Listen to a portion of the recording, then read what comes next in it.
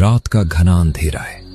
उत्तर प्रदेश के एक सुदूर सुनसान हाईवे के किनारे बरगद के पेड़ के नीचे एक पुरानी लकड़ी की चाय की दुकान है। आसमान में बिजली कड़क रही है और मूसलाधार बारिश हो रही है। हवाएं इतनी तेज हैं कि दुकान पर लटका पुराना लालटेन बुरी तरह हिल रहा है। 22 साल का मैं भीगा हुआ बैग लिए हांफते हुए दुकान के टूटे हुए छप्पर के नीचे आकर रुकता है। काउंटर के पीछे 70 साल के बाबा रघुनाथ एक फटे हुए शॉल में लिपटे धीरे धीरे चाय खौला रहे हैं। ओ भाई साहब, बहुत भयानक तूफान है। बाबा प्रणाम, क्या एक कप गर्म चाय मिल सकती है?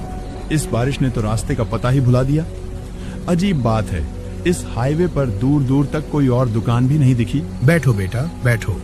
इस मौसम में इस रास्ते पर भटक जाना कोई नई बात नहीं है। यह जमीन जितनी शांत दिखती है, अपने अंदर उतने ही गहरे राज छुपाए बैठी है। लो, यह गर्म चाय पियो, शरीर की हरारत खत्म होगी। बहुत बहुत धन्यवाद बाबा। वैसे आप इतनी रात को इस सुनसान जगह पर अकेले दुकान खोलकर क्यों बैठे हैं? डर नहीं लगता?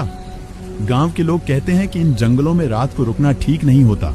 डर तो नए मुसाफिरों को लगता है बेटा। हम तो उस डर के साथ आधी जिंदगी गुजार चुके हैं। तुमने जो सुना वो कोई वहम नहीं है। इस अंधेरे के पीछे कुछ ऐसा है जो इंसान की समझ से परे है। आपकी बातें मुझे डरा नहीं बल्कि हैरान कर रही हैं बाबा। ऐसा क्या है इन जंगलों में?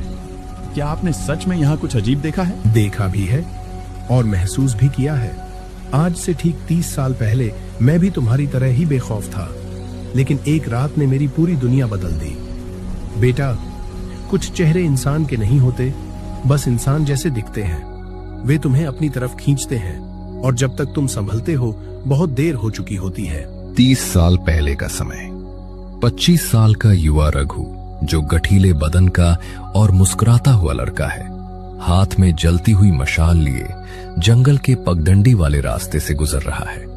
रात शांत है, लेकिन झींगुरों की आवाज गूंज रही है।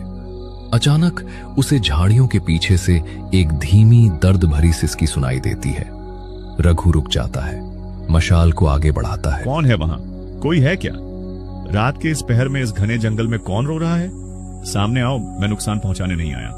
उसने सफेद रंग की साड़ी पहनी है, बाल खुले हैं और उसकी आंखें अजीब तरह से चमक रही हैं।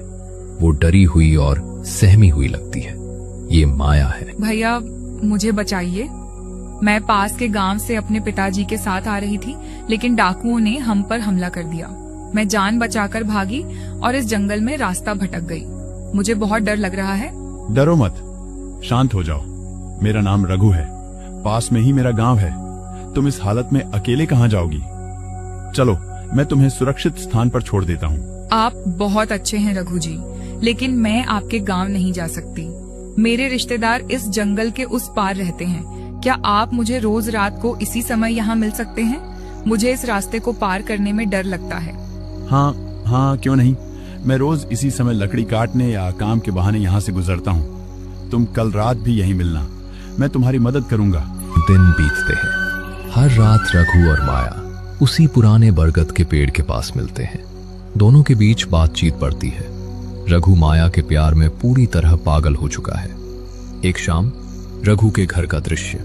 उसकी माँ कमला माँ रसोई में खाना बना रही हैं। रघु शीशे के सामने खड़ा होकर अपने बाल संवार रहा है और मुस्कुरा रहा है।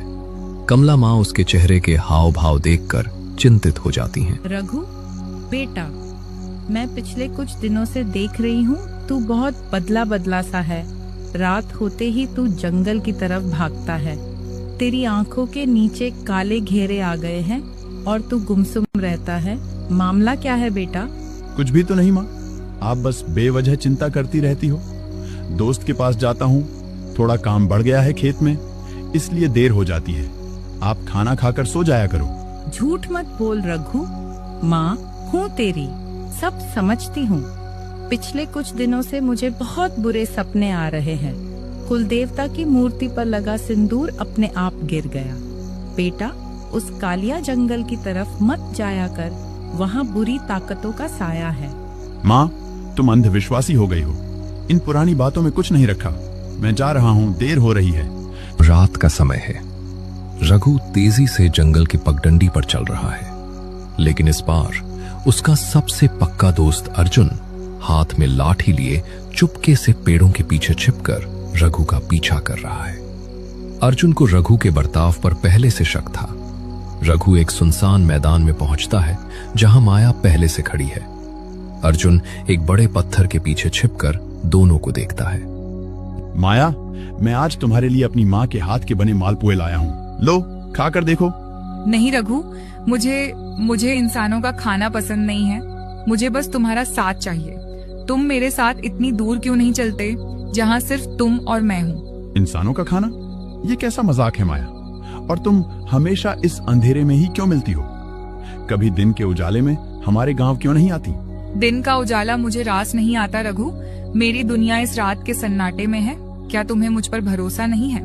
इधर पत्थर के पीछे छुपा अर्जुन नीचे जमीन की तरफ देखता है। पूर्णिमा का चांद बादलों से बाहर आता है और चारों तरफ तेज रोशनी फैल जाती है। अर्जुन देखता